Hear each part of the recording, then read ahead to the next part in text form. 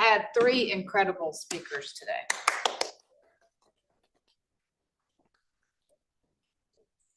That was nice that y'all thanked each other too. So this is a time for us. Sorry, I shouldn't eat that chocolate.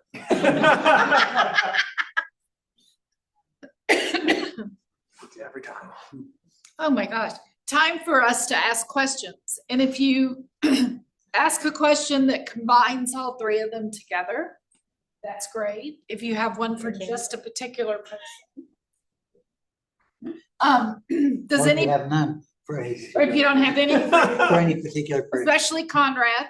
He's looking forward to this. So, Yeah. Most are here to support. Yeah, Yes. here to support. So if anyone has a question in online, if you have any questions, please put them in chat while I recover from my chocolate attack on my throat. Man, I hate when that happens. Does anyone have a question? To begin with, yes, Evelyn. For the disciples of Christ in general. I keep hearing that they're a little bit ahead of the rest, and that's absolutely true, but how did that happen, and how can we get from here to there? I don't know that we, I know, Really decide. I know, I was thinking that, yeah. it just. Yeah, go for it, Larry. I think this is you. So I know Joshua thinks we're ahead of everybody. Don't burst my bubble. But he's wrong. But I feel like other denominations have ministries already in place within their denomination. And we're fighting like crazy for the denomination to recognize us. But because disciples, our polity is such that we can just create an organization and operate as if we're part of the denomination. Our polity allows that. They may not like it, but our polity allows it. Yep. And so I don't know if that's what you meant. I think so, and also I think this is gonna Oh, sound good. Our bizarre. general minister president went in the she room can- when I said that. Yeah, no, we're good. Am I in trouble? Your No. policy. It was not recorded. Oh, I would have been in trouble. Okay. I think in addition to your polity, you have a strong sense of what we would call the priesthood of all believers. That I think is fundamentally empowering for organizations like this. And the third thing that I'll say, and this is gonna sound weird coming from a Catholic, your lack of dogma is very helpful. Yeah. Where I have to rationalize and justify everything I do with the Church Mothers and Fathers from the year 425, or the Council of Trent, or Gaudium et Spes in Vatican II.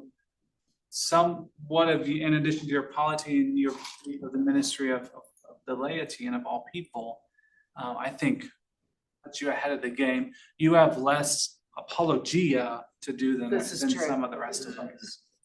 That's what I mean.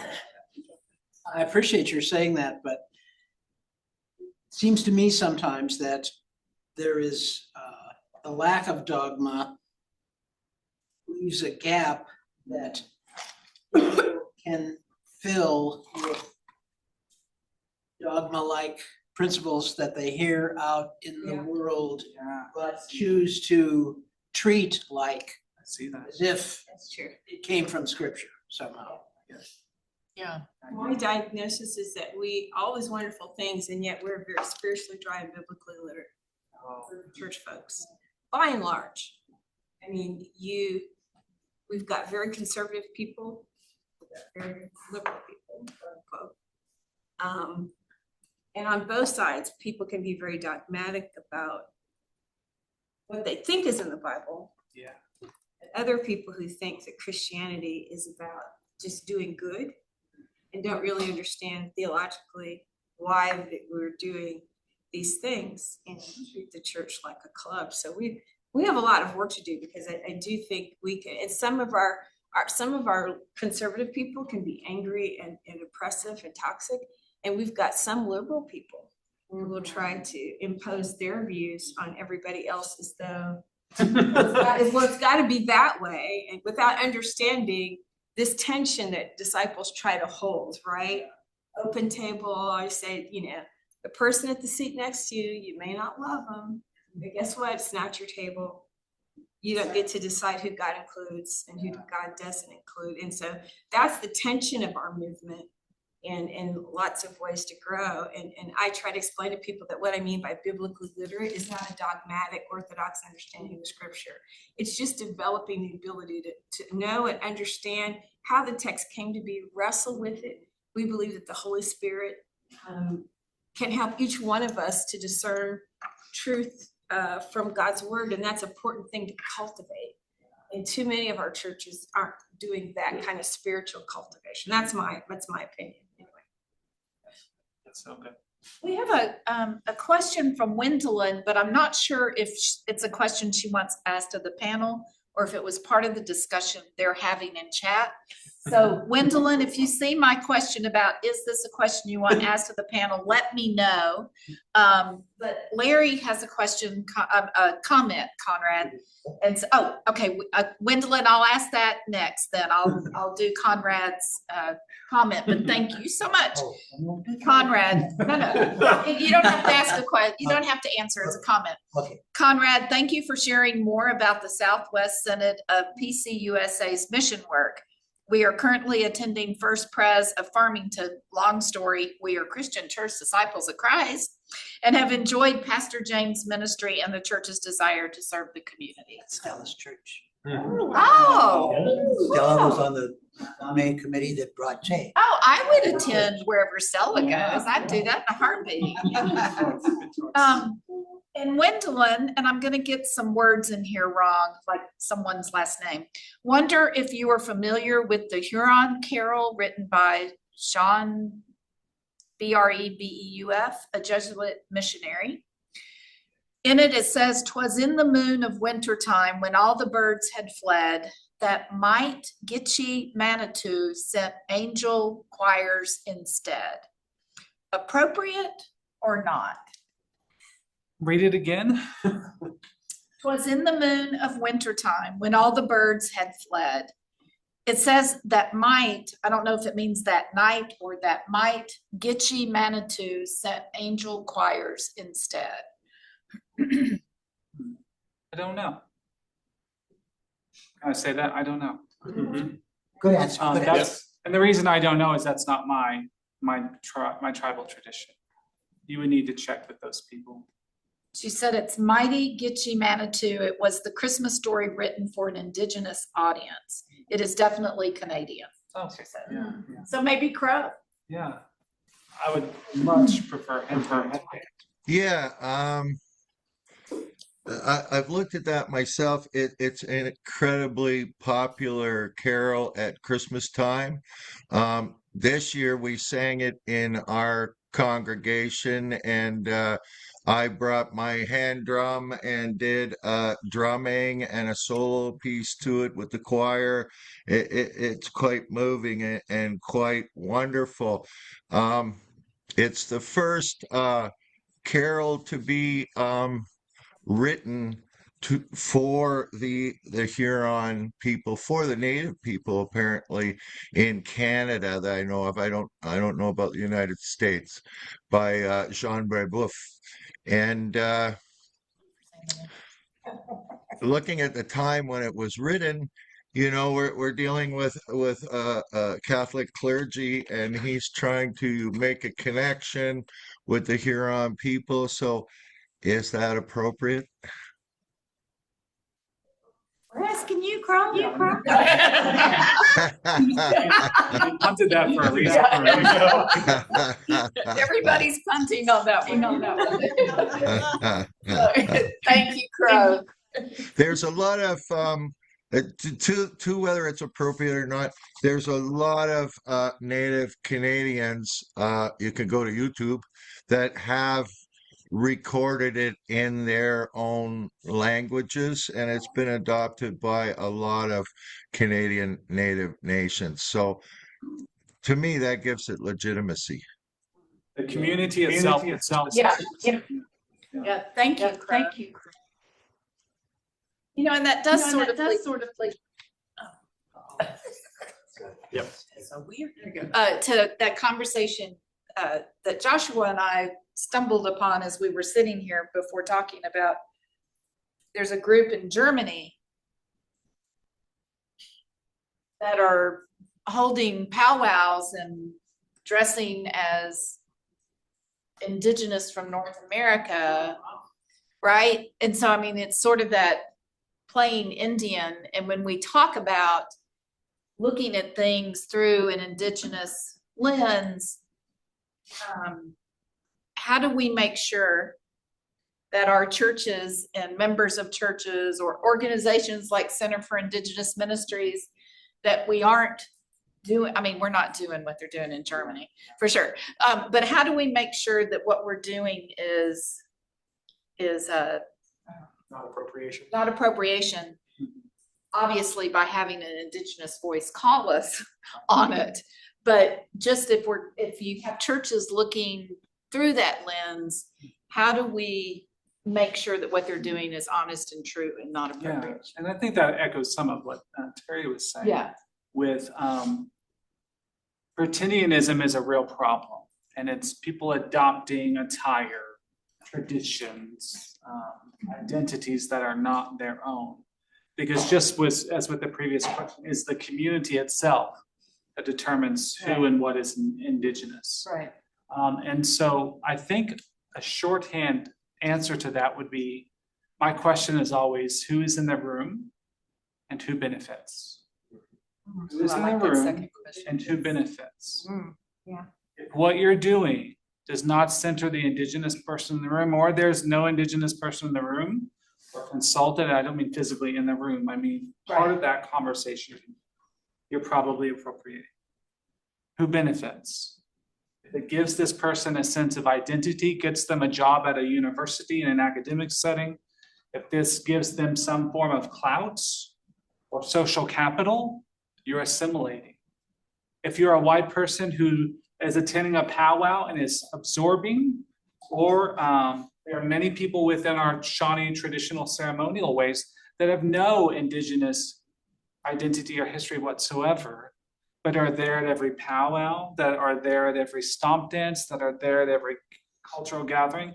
And those people are invited into ceremonial practices and ceremonial ways. My sister-in-law is 100% Irish, and she has a Shawnee name because she has been embraced by that community. That's not a pretending. That's somebody who the community says, we know her.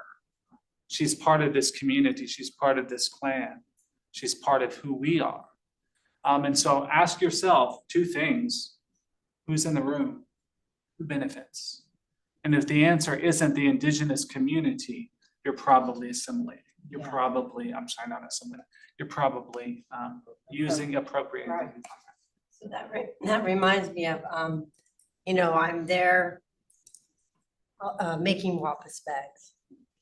And so it was stated really early on that we want to teach you how to do this. We feel it's really important to carry this culture forward with whoever wants to learn this. However, you may not make wampus bags and sell them for. Oh, yeah. They should never make it to Etsy. Right, oh, yeah. So that was. That's the second question, is who's benefiting? Right. Right. Absolutely. Yeah. Absolutely. Larry made the comment, by having conversation with the Indigenous we are connecting with, it's like coming into a neighborhood to help. You don't come in and say, we're going to help and this is what we're gonna do, although that is what people do. Conversation first to learn what that community needs and then let them direct what they would like you to do, if at all. And that makes me think of, Conrad, your story about how you helped the Indigenous community during COVID. And I don't mean just you, I know you did that in community. But it was such a powerful story of the dog food part, right? How many times do we help families and we don't help them if they do have pets, right? Because some people will call it that. And they give their food to the pet instead, right? Mm-hmm. And in this, you're saying it was their relative. Wasn't a pet, it's their relative. And what was learned from that? You found out what they needed, they told you, they trusted enough to say, this is what we need. And you responded. And I think that's beautiful, instead of saying, oh, we don't have money for the dog food, right? I mean, think of the comments that you could have made that I know you wouldn't, because I know your heart. But yeah. I don't know if you have more you want to say about that at all, about. No, Okay, all right. Oh, I'm sorry, okay, there's nothing. Other questions, comments? Anything you want to know about goats? Do goats have top teeth? Yay. Goats Wow, was that a tribute? Goats don't have top teeth? They just have one set of teeth. really? Yep. They grind up whatever they're eating and swallow it, and then a little bit later, they'll spit it back up and chew it again, and That's like swallow it cows. again into their next stomach. Like cows? Yeah, one of the nice things is the radical relationship between goats and cows and the natural environment is that if they had top teeth, when they go out and they graze, it's kind of like taking a knife and cutting something. It doesn't heal in a way like it, say you fall and you scrape your leg, how fast that heals. Grass heals faster and grows faster, and so the animals can come back and eat again, and so they got there's a relationship. Nature. Yeah. Nature, yes. That is amazing. I'm serious. That's amazing to me. I never knew that. I'd never heard that before. It's So indigenous. cows don't have teeth either? I mean, Cows just have bottom teeth? No, they have top, they have top, but they do ruminate. No top teeth on cows, deer. I'll take this, all those cloven hoof folks, no, none. But when you understand that, those are all ruminants. But when you understand that and understand indigenous people know their animals and they know them well, then you start asking questions about the animal that's cloven hoof and has top teeth, like the pig. And when you understand that, your theology again starts to change, and you start hearing, you start looking at scripture with new eyes. Yeah. Because all of a sudden, the only cloven hoof animal that's got top teeth is the hog. I've been accused of having cloven feet. I have top teeth. That's a good thing. We have a comedian in our midst. And the need for trimming hoof ties into indigeneity as well, that goats in particular are indigenous to places that are rocky. You hear mountain goats often. And so normally over time, they wear down and file down their hoof. It's similar in material to your fingernail or such, just a lot thicker, but that gets worn down. And that doesn't happen whenever you're in a lot of the parts of the places that we are. Especially, in the Midwest where I am, mud does not wear down hoof. So you have to trim them and take care of them. Otherwise, they overgrow and cause issues. I think it would do us all good if we would just lay down and chew our cud and ruminate for a little bit. Right? In my community, people would say, sometimes we just need to sit down and have several seats. Right. Just sit and chill. Right. Yeah. Oh, sorry. I forget. I'm a horrible moderator because I get all caught up in the conversation. Other questions? Obviously, we can talk about anything, right? But anything that rose up today when you, yes, Stella. A couple things, when we talk about spirit, God breathed life into man. So every breath you take is divine. It's invisible. And So, you know, if we can honor that, honor ourselves and be a part, you know, of the whole, you know, life cycle. And it brought back to mind also our native people before the Europeans came would say, just wrap me up in a blanket when I die and put me in a crevice. When, you know, my body decays and the rains come, you know, I will become part of the earth again. And, you know, grass will grow and the animals, you know, that will come and feed, and that life cycle, yeah. life, being part of that life cycle, you know.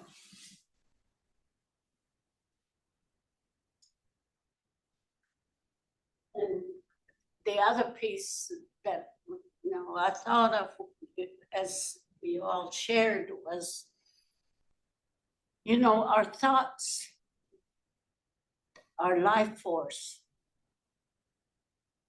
When we're down or when we're up, we give off neurotransmitters, serotonin, dopamine, you know. So I think that's where God's priority for our spirits is very, very important. Is, you know, where are we going to spend eternity? And, you know, and how do we keep ourselves from self-destructing? Yeah. Such wisdom, Stella. Thank you. Thank you.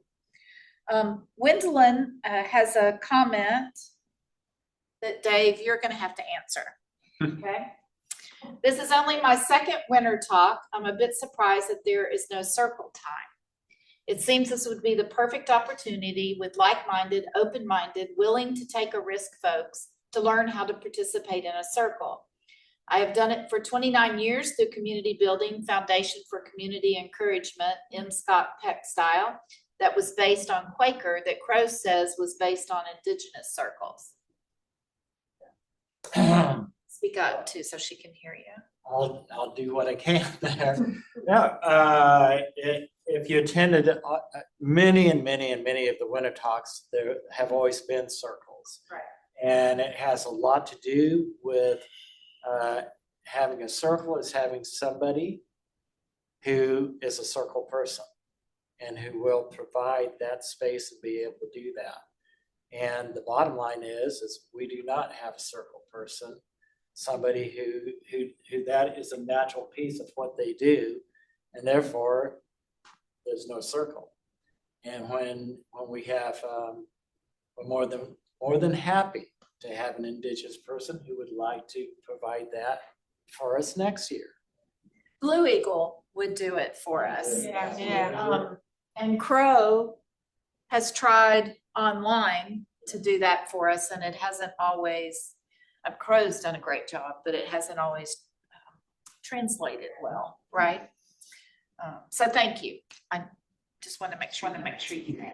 Yeah, it's difficult online. I can't, how do I light the smudge and pass it to people, things like this. Yeah. I appreciated Sunday night and that we were able to smudge, and that that felt like that circle for me. Yeah, for those of you online, the service that we had Sunday night at St. Jerome's Parish, or Parish of St. Jerome, which way do you say it? Doesn't matter. We did, Joshua offered smudging to all who were there. And so in a way it did feel like it was that circle moment, but that didn't mean that y'all got to experience online. So yes. Technology is wonderful, and yet we still have so much to learn how to make sure we're including everyone online and in person. Yeah, that reminds the Presbyterian Church during COVID we had to get a ruling from our stated clerk, our highest ecclesial officer, whether we could do communion online. There were people who were wanting to do it, there were people who were totally against it. Wow. So they finally appealed to the stated clerk, and he said, under these circumstances, it's permissible. But Yeah. And so that is where disciples have a little more. Yeah. We didn't ask anybody, we No, we just just- did. And I was in a lot of conversations with my counterparts, including, I think it was J. Herbert Nelson, who was a state clerk at that time. And people were like, what, you know, sort of like, what are you doing? What are people doing about communion? Like, we don't. Yeah. Anyone can serve, anyone can partake.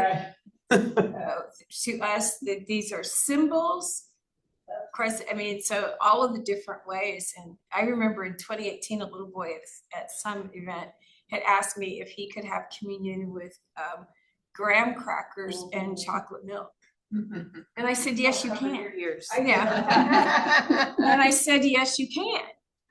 In our tradition, as long as you remember that this represents and this represents, that anything becomes holy. So it's gotten to the point now where all kinds of board meetings and things, we're online and people have Cheetos and Diet Coke or just whatever you have.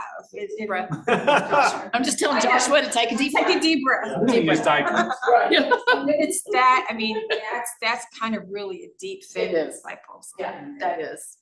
And a child can officiate. They learn how to officiate at camp. That's right. And very young in our churches, anybody can, if I'm the pastor and I'm not there, anybody can preside. And, you know, sometimes in some churches, the pastor isn't even at the table when communion. That was true at First Christian Minneapolis. They were very elder led when it came to communion. And I need to apologize to our online folks. I said whether online or in person, and y'all are in person. So I should have said online and on site. So my apologies. I know better. And I just slipped into like old language and I apologize. So other questions? You know, there's for a while, there's been a movement that's rewilding the church, and I'd like to have each of you speak a little bit to that, because I think in one way or another that's what you're talking about, the idea of having the natural nature, the back into the church. I think it has something with certainly the language you use. Clayton, and then I also think that rewilding in the church is about doing something very different and very naturally in the way that you were talking about Conrad and being out in the Navajo and moving food out there.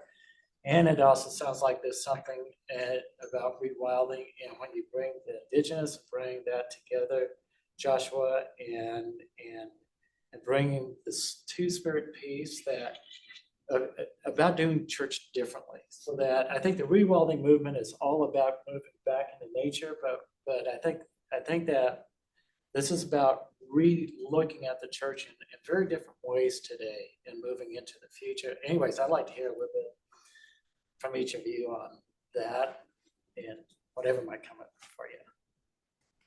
Right, go ahead and start if you want. So I have read the Rewilding the Church book. It's a good book.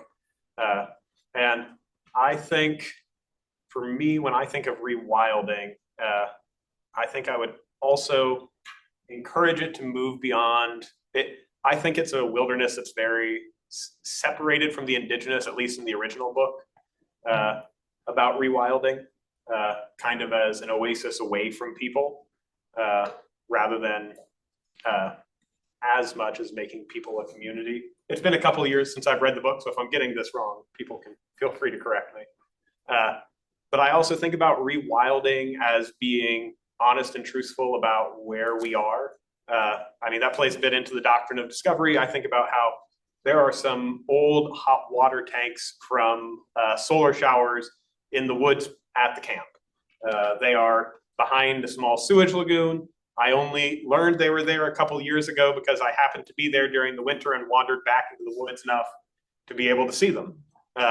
And they're just sitting there, and they are a part of the landscape at this point. It has begun reclaiming them. There is moss growing up them.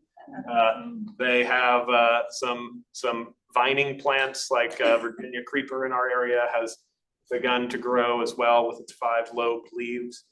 And so it isn't, I think rewilding the church works when we recognize the diversity of what is the wild and we broaden that expression to not just include that which we have a fantasized, whitewashed imagination of what it should be.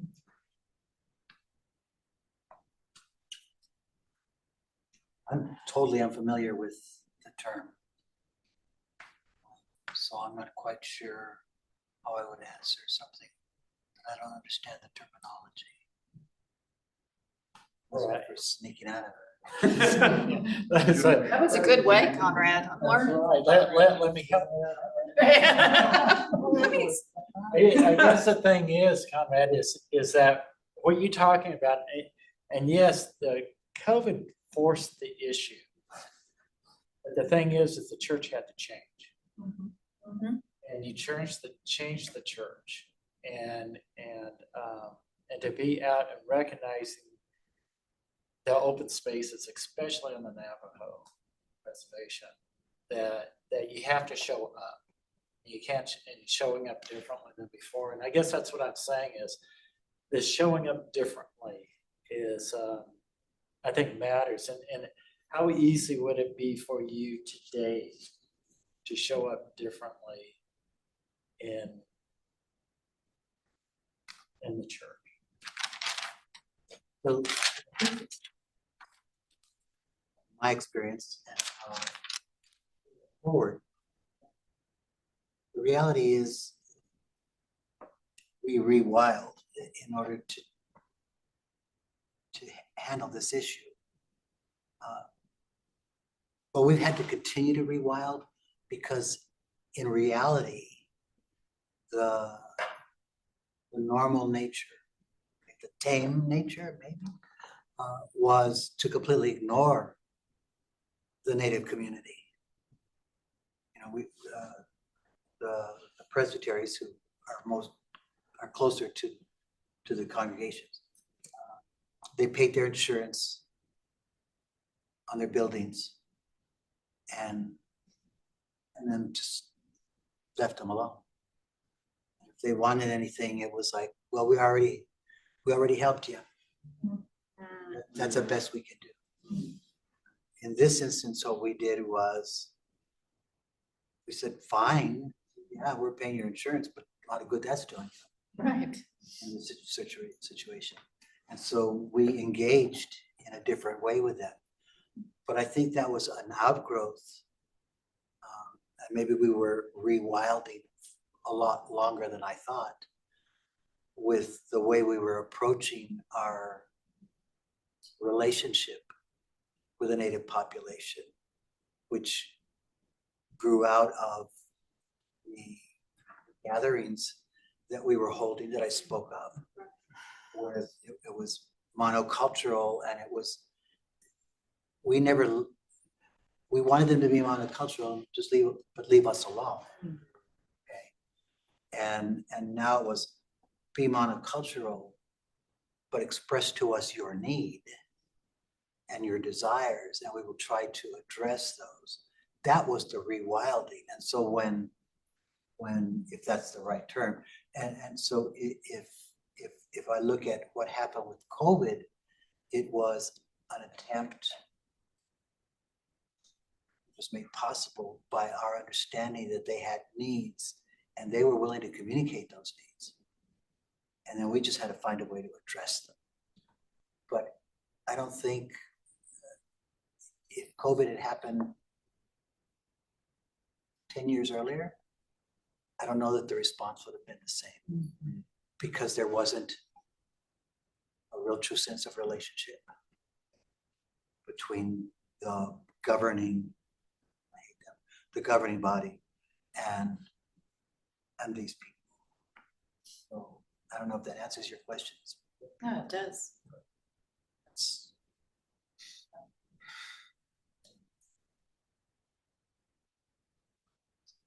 Yes, and I'm gonna basically say what you just said. But more eloquent. No, no. That's not my brand.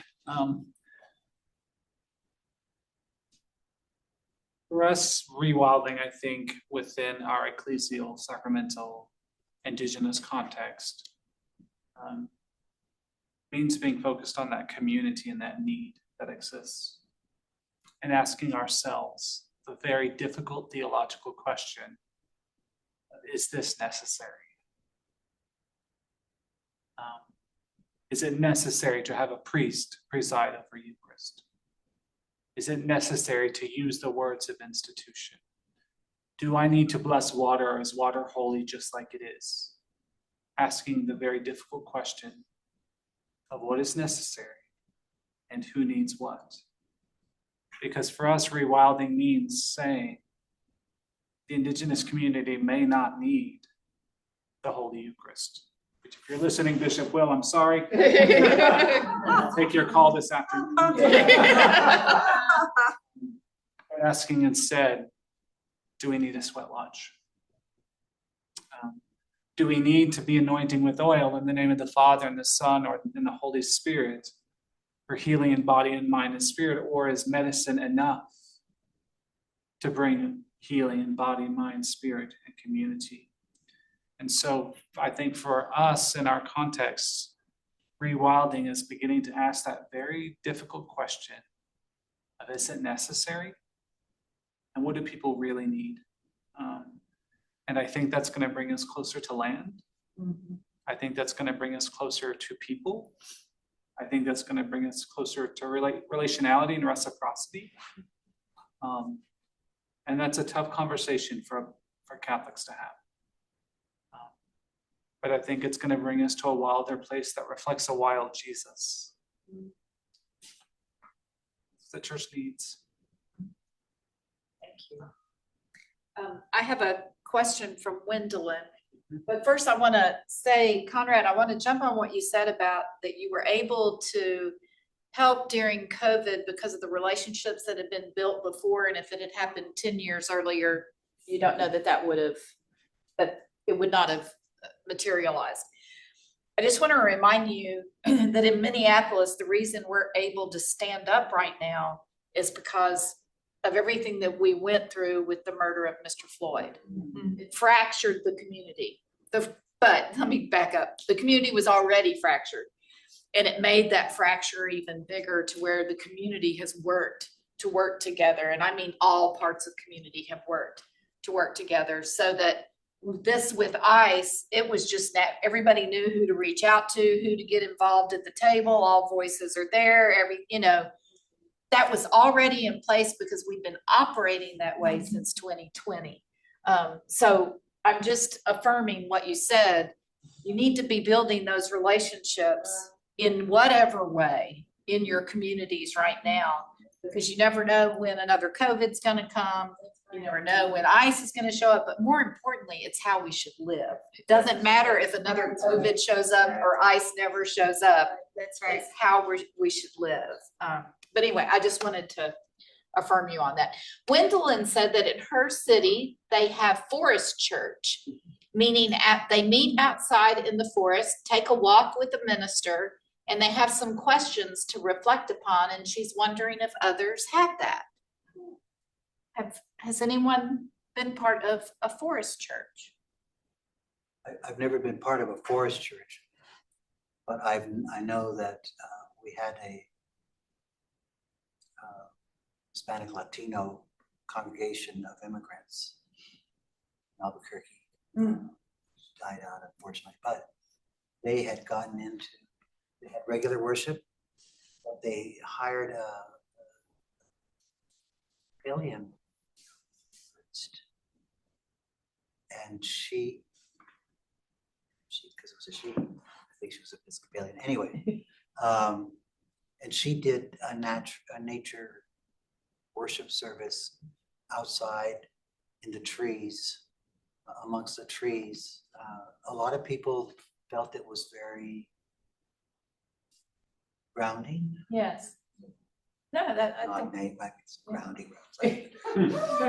Was grounding, and they really much preferred it to going into the sanctuary. yeah, yeah. But that's the only, but I think in the Presbyterian denomination, there actually is a movement Is there? within the denomination about doing that kind All right. I think there's a of book, religious worship. I think there's a book by the same title, Forest Church, that details some of those practices. Yeah, she put it in quotations, the Forest Church, yeah. Cool. Yeah, I haven't participated, but I'd love to someday. be a good way to connect people. And we've been involved to some extent with, I would call it a sage step church in our area, probably about 5 miles away from where we live. A local pastor just said, you know what, I just don't want to walk into a building anymore. And so she started this, and it's beautiful and it's grounding. And I'm kind of claiming that right now. Good, great. Yes, Stella. We had a spiritual director, Sister Renee, and one of the most meaningful assignments she ever gave us, for me, was, she said, spend an hour taking a walk with Jesus. She said, not your usual path, taking that path. So I did, and as I reached out to grab Jesus's hand, I saw the marks of the nails, scars. And I thought, how interesting, because before that, I always just prayed to God, God the Father. I really hadn't at that point established any close relationship with Jesus, my brother, and so it was fascinating to experience. Yeah. Well, and it makes me think about camp, right? And we have kids, as you said, but we've always done it that way.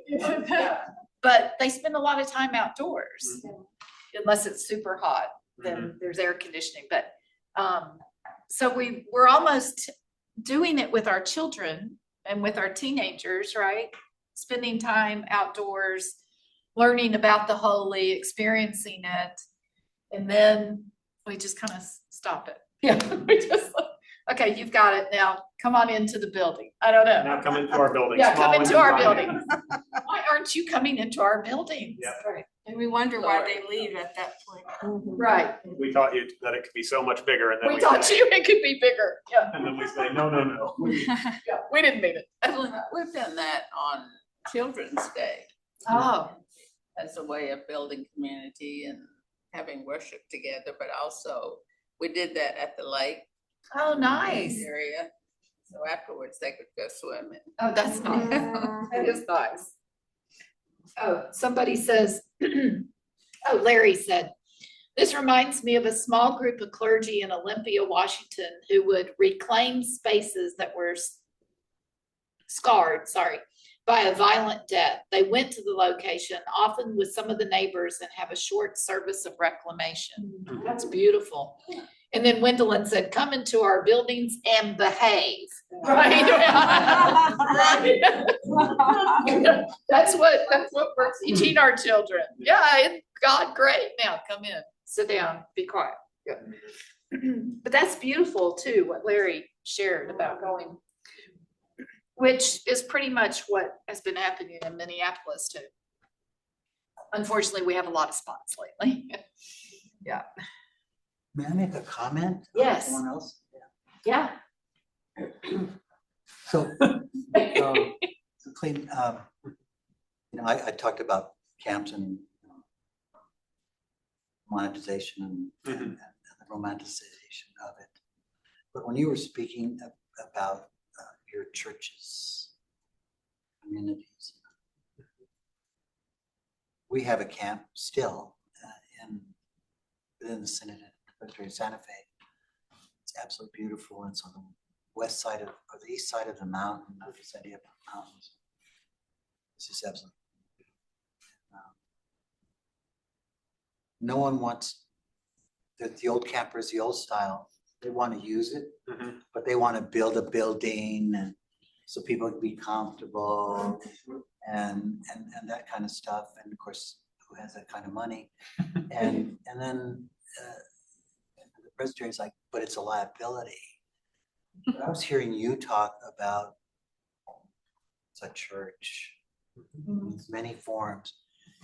Yeah, you know, if you could come and speak to our camp folk and our presbytery and say, this is what, go experience it, just go see it. And then say to them, this is The church. the church. The way you explained it to us, I think it would transform their ability to think about why we should keep it. And if we do, how we would honor it. Because I think that's what's missing in all these conversations that we have now about this particular camp, is the conversation isn't about it being church in its indigenous grounded way. It's about it's worth money or it's romanticized. And it's not about being church. So I really appreciate it. You helping me to see that kind of experience as church. I believe it's 3:35.